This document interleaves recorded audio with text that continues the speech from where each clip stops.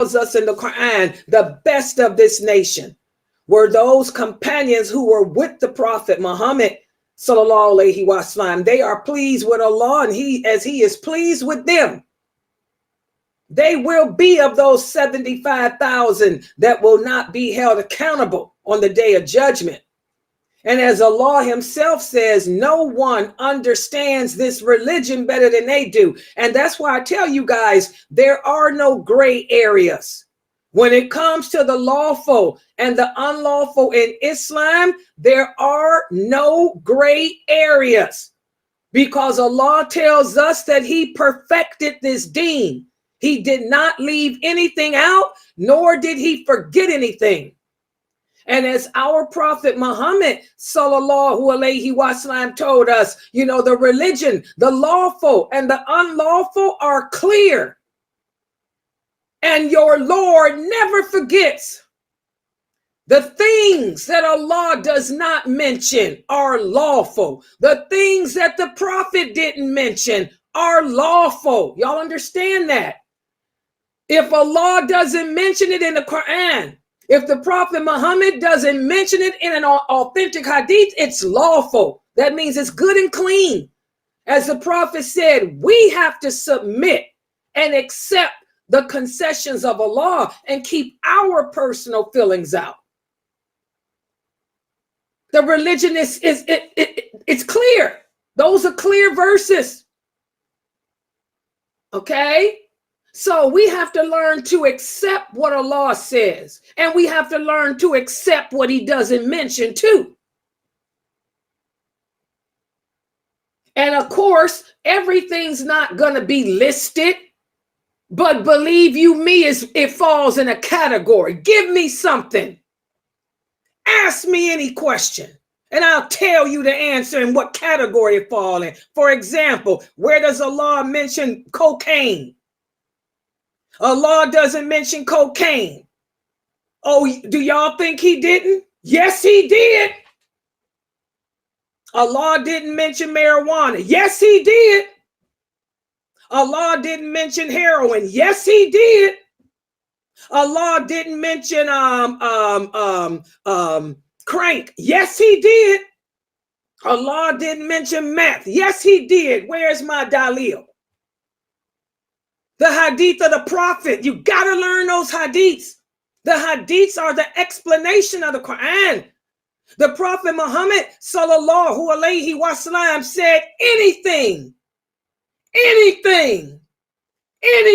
that befogs the mind is considered an intoxicant. So that's everything. That's marijuana. Marijuana befogs the brain. It's an intoxicant and it's haram. Meth befogs the brain. It's an intoxicant. It's haram.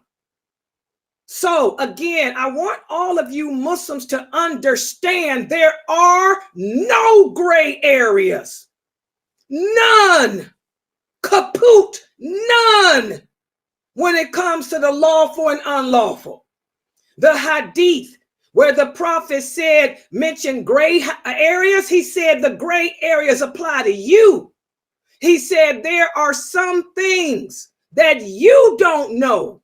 There are some areas of the religion that you don't understand. So you stay away and go ask the people of knowledge.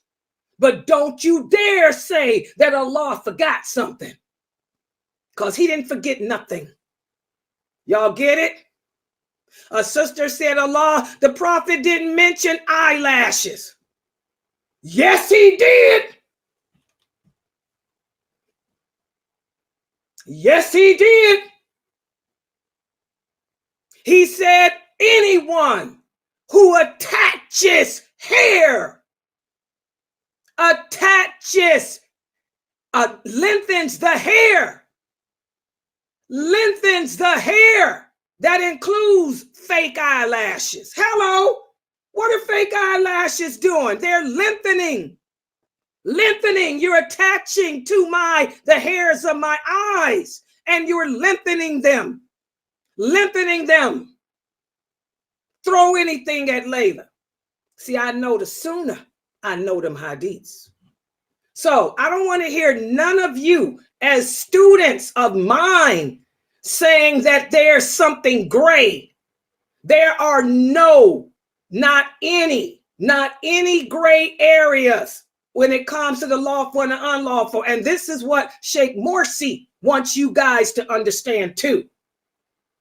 I told my students that yesterday, and Sheikh Morsi wants to make sure it's emphasized.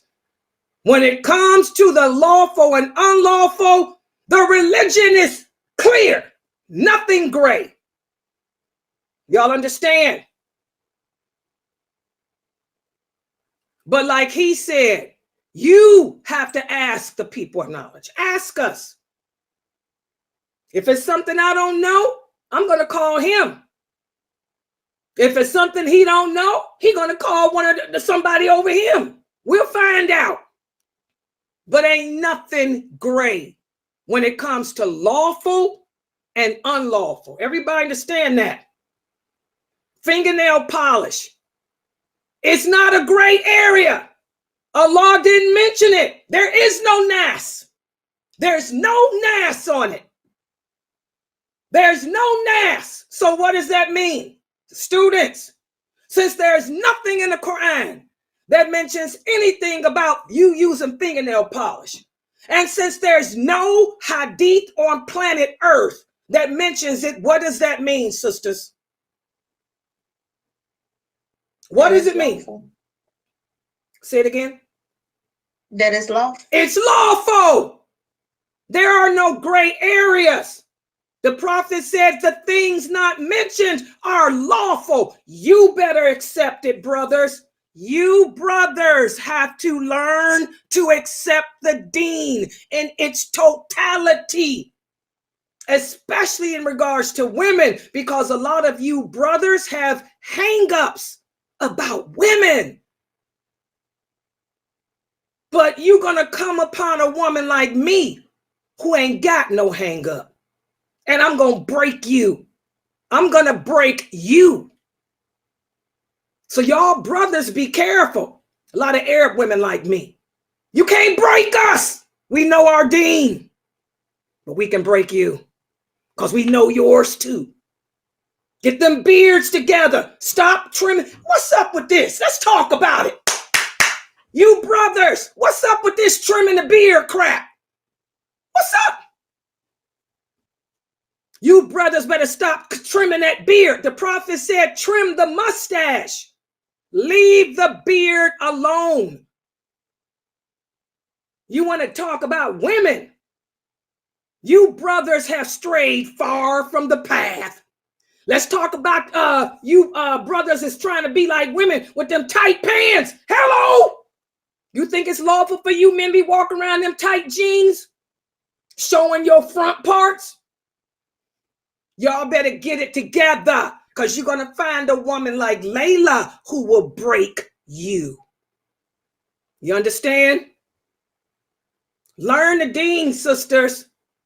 Learn the deen. There are no gray areas with lawful or unlawful. Either it's haram or it's not.